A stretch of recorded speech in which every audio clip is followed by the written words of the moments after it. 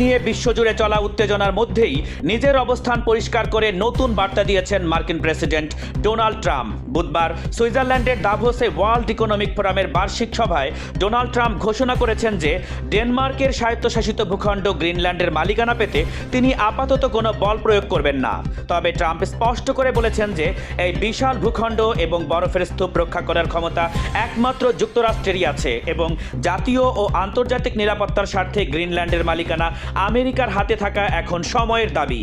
ডেনমার্কের উদ্দেশ্যে এক প্রকার আলটিমেটাম দিয়ে ডোনাল্ড ট্রাম্প বলেছেন যে তাদের সামনে এখন দুইটি পথ খোলা রয়েছে, যার একটি হলো রাজি হয়ে যুক্তরাষ্ট্রের কৃতজ্ঞতাভাজন হওয়া আর অন্যটি হলো মার্কিন প্রস্তাব প্রত্যাখ্যান করে পরিণতির জন্য প্রস্তুত থাকা। ট্রাম্পের ভাষায় প্রস্তাব ফিরিয়ে দিলে বিষয়টি আমেরিকা মনে রাখবে এবং তিনি মনে করিয়ে দিয়েছেন যে একটি শক্তিশালী আমেরিকা মানেই শক্তিশালী ন্যাটো। তাই ডেনমার্কের উচিত দ্রুত আলোচনায় বসা। যদিও অনেকে ভেবেছিলেন ট্রাম্প সরাসরি সামরিক শক্তি ব্যবহার করবেন, কিন্তু তিনি কূটনীতি এবং আলোচনার মাধ্যমেই এই কৌশলগত গুরুত্বপূর্ণ অঞ্চলটি নিজের দখলে আনতে চান বলে দাভোসে উচ্চকণ্ঠ ছিলেন।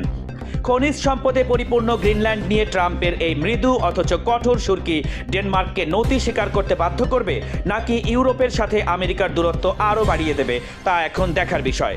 ট্রাম্পের এই বিশেষ আবদার কি শেষ পর্যন্ত কোনো বড় চুক্তিতে রূপ নেবে, নাকি এটি ন্যাটোর ভেতরেই এক নতুন বিভাজন সৃষ্টি করবে?